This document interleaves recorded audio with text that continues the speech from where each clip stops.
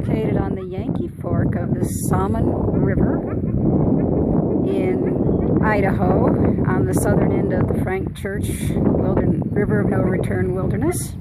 It was owned by the Salmon Mining Company and was purchased in 1939, literally brought here piece by piece and assembled on site in its own little dredging pond. And it operated until 1952. At that time, it was actually located on a different claim. It was not the Simplon claim. It was located somewhere else. So in 1953, one of the operators came and actually moved the dredge, dug its way back to here so that it would be on the Simplon claim. The owners pretty much wanted to donate it to the National Forest Service as a historic site. They don't have the money to maintain it, so it's now owned or operated by a private group, volunteers. A lot of them were people who actually operated this back in the 1950s. The way the dredge works is it sits in its own pond in the middle of a river, and you see these buckets right here.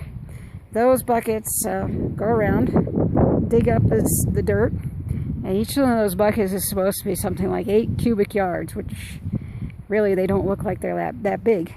Inside this whole building is a bunch of crushers and sifters. They get rid of the big rocks, get rid of the sand, and use water to keep all of the gold. And then all of the leftover debris is then thrown out the back, out this thing. Big rocks there and some smaller rocks down here. And it creates these fan-shaped piles of rocks that you see all the way up the river. I got a picture of them. And also when you fly above it, you can actually see the fan shape quite clearly. And that's pretty much how the dredging operation works. When it's done with one area, it will dig itself a new pond, and they use chains and other things to actually pull the dredge upstream where it begins on another section of the river.